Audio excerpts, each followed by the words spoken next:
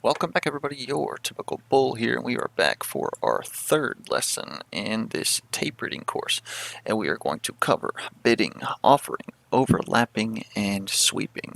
By the end of this video you will understand what all that stuff means, as well as some cool tips and tricks to help you when you are placing orders based on tape reading.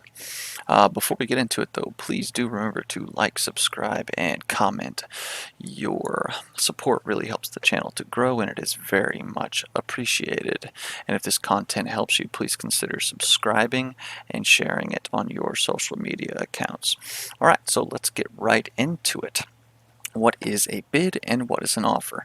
So a bid is basically a limit order that'll show the highest price people are willing to buy a stock. So right here you see there's 2 shares on bid at $89.71. That just means that somebody wants to buy 2 shares at $89.71, and that is the best price currently available for someone buying. An offer is a limit order showing the highest price, the lowest price that a seller is willing to sell a stock. So right here you see somebody is willing to sell 55 shares for $90.22, and that is the lowest price that somebody's willing to sell for. Learning to place limit orders properly will save you a lot of money over the course of your trading career. When you bid and offer, you provide liquidity and a security, and employing limit orders will help you to develop patience and trading discipline. It will allow you to get the best entry prices possible. You should always bid or offer on stocks that have wider spreads. This doesn't mean you have to place it right on the bid or right on the offer, but instead you can place your order somewhere in between the market. You should bid or offer when something is not going to move very quickly. So what is sweeping? So kind of before we get into this, I just want to note that this is not really necessary anymore with today's markets, but credit to this next section goes to Investopedia. It's not used much by retail traders. The exchanges are so interlinked now that any exchange or ECN in the United States posting a visible order is going to show up on the book for that stock. An order cannot be filled outside of a price that is not the best bid or offer. While the bid or offer can change, another will be shown, and the transactions can't occur outside of those levels. So until all those shares are gone and the new bidder ask price is revealed. In this way, any limit or market order will basically sweep the book, because it takes all shares at the best available price and then moves to take all the shares at the next best price, and so on and so forth until the order is filled. So that being said, some brokers still offer this order type, while most retail investors will find little benefit to it above using the traditional limit or market orders. Some institutional investors do still use it, and it improves their execution price, but that's not guaranteed either. They typically test out order types to see which provides the best execution rate over many trades. So now let's kind of get into what actually a sweep is. Just to kind of address it for educational purposes. So sweeping is when you want to get in or out of a stock immediately. The difference in a sweep and a market order is that a sweep will limit the price that you're filled at up to a certain point. So instead of sending out an order to fill all of your shares at the market price, that will fill up to a certain price only that you set.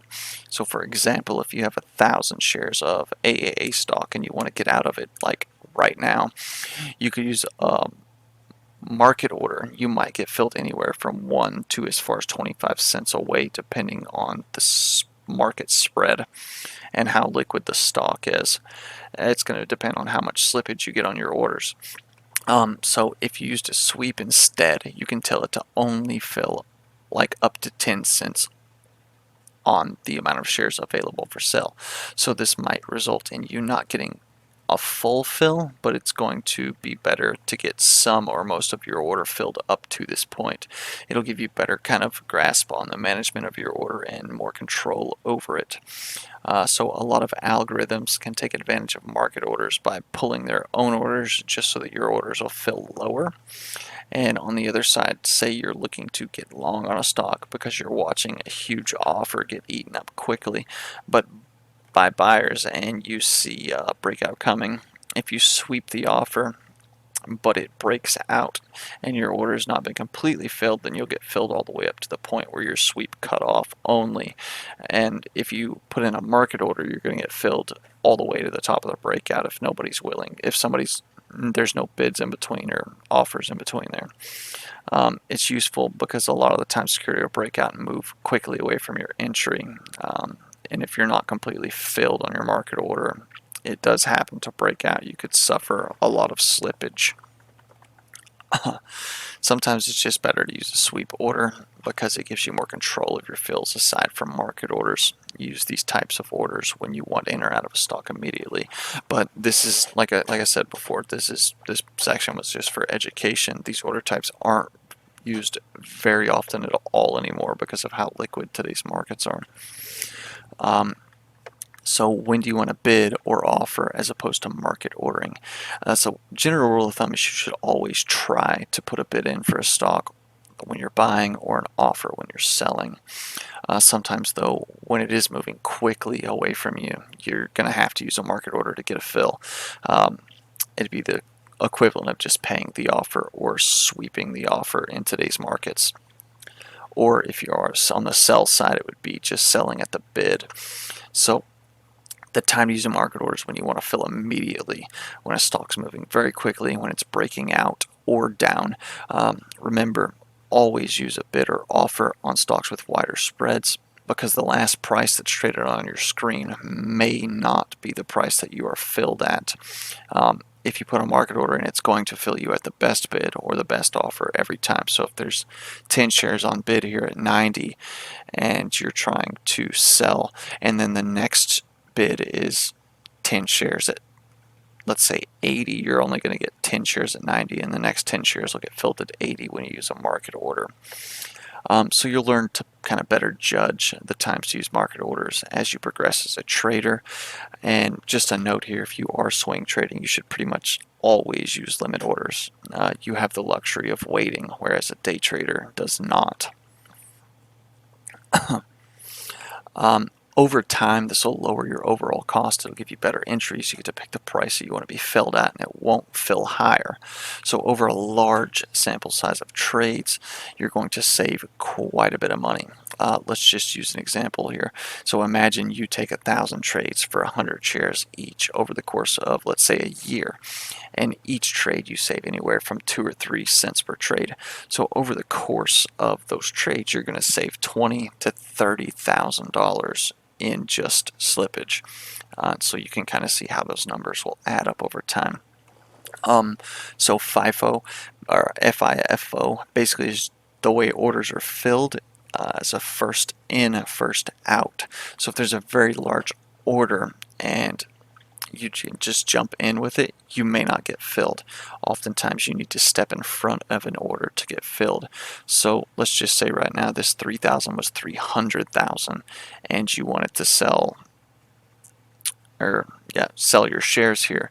Instead of selling at 94.78, you may have to sell at 94.75 to get a fill here, because by the time these 300,000 shares are filled, your order may just get lost in the bid and it may step down and you won't get filled at all. So overlapping, that's when you put your offer below a bid by a certain amount to basically hit all the bids or offers up to a certain price and fill your order.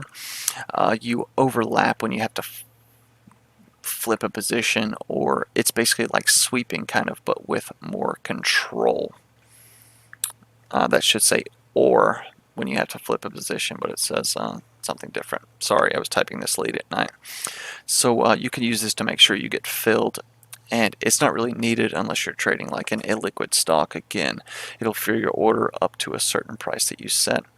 So let's say you have 1,000 shares of a stock and you want to sell them. The bids are 100 shares at $10, 500 shares at $9.98, 300 shares at $9.95, and 100 shares at $9.94.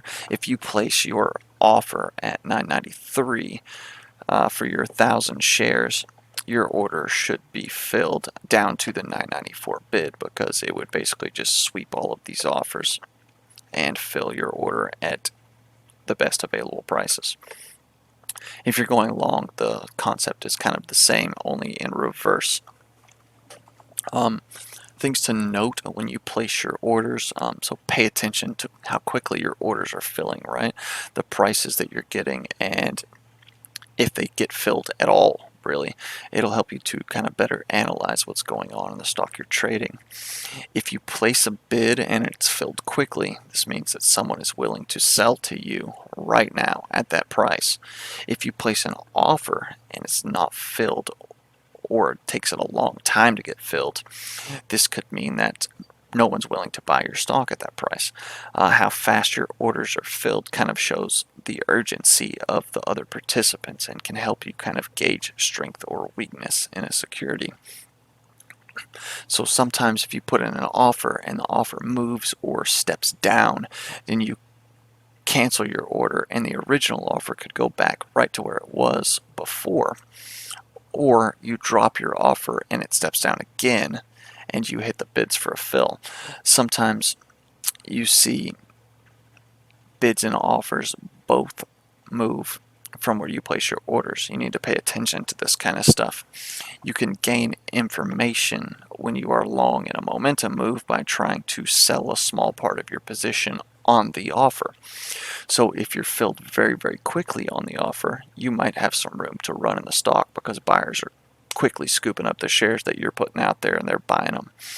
If you aren't filled, then you may be about to slow down in this run or reverse entirely.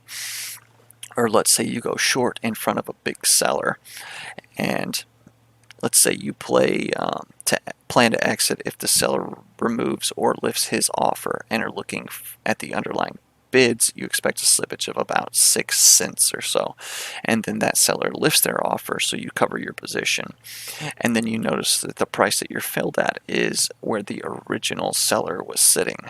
This could mean that this seller is not quite finished selling. So information like this you kind of learn to pick up over time as you watch the tape, and today it's kind of much more difficult given the amount of volume, but it is still possible. The more information that you can gather, the better suited you will be to profit in today's markets. So that's going to kind of cover it for this video. I do hope that it has helped you out. You've learned a couple of things more about the tape, and we are going to continue this course as time progresses. And if it has helped you, please do remember to leave your comments or in the section below, and thumbs up the video. It's greatly appreciated. We'll see everybody in the next one. Cheers.